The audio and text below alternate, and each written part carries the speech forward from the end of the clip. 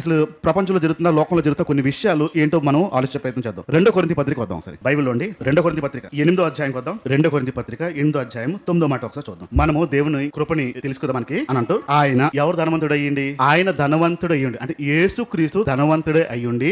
Right. ఇప్పుడు ఇక్కడ యేసు ప్రభు గురించి మాట్లాడుతున్న మాట ఏంటంటే, యేసు ప్రభు ధనవంతుడే, యేసు ప్రభు ధనవంతుడే. మన గురించి ఏమయ్యాడు అంటున్నాడు? దరిద్రుడు అయ్యాడంట. అంటే లేనివాడు అయ్యాడని పదం. ఎందుకు అయ్యాడంట?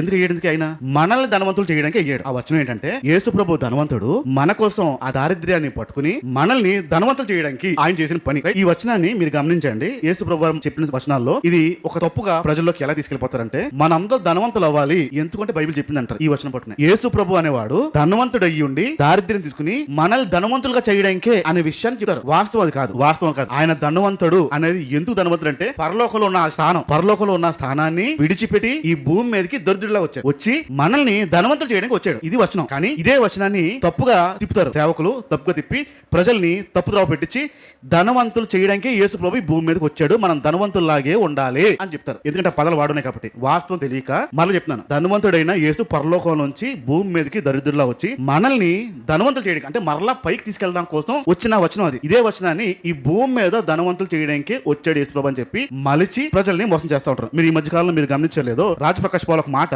అంటున్నాడు. రాజప్రకాష్ పాల్ అనే ఒక వ్యక్తి, ఒక పాస్టర్ కాలేదు దొంగడే, ఏమంటాడంటే సూట్ వేస్తాడు.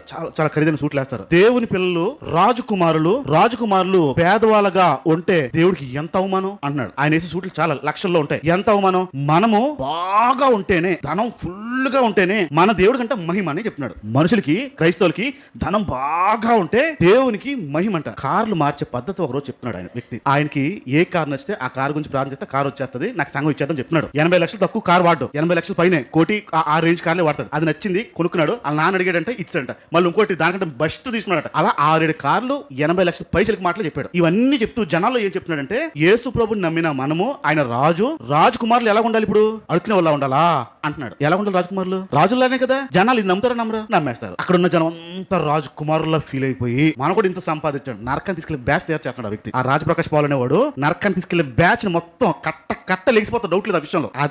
ఆ దరిద్రాన్ని కనుక మీరు చూసినట్టయితే, పట్టుకున్నట్టయితే, విన్నట్టయితే, పాట బలిగుందే అన్నారా, తీసుకెళ్ళిపోతా. డౌట్ లేదు. ఇలాంటి వ్యక్తుల్ని నమ్మద్దు, ఇలాంటి వ్యక్తులు వినద్దు. డౌట్ లేదు ఆ విషయంలో. బైబిల్ పిలిచిన పిలిపేంటి ఇప్పుడు? ఇంతకి ధనవంతులారా అన్నదా, పనులారా అన్నదా?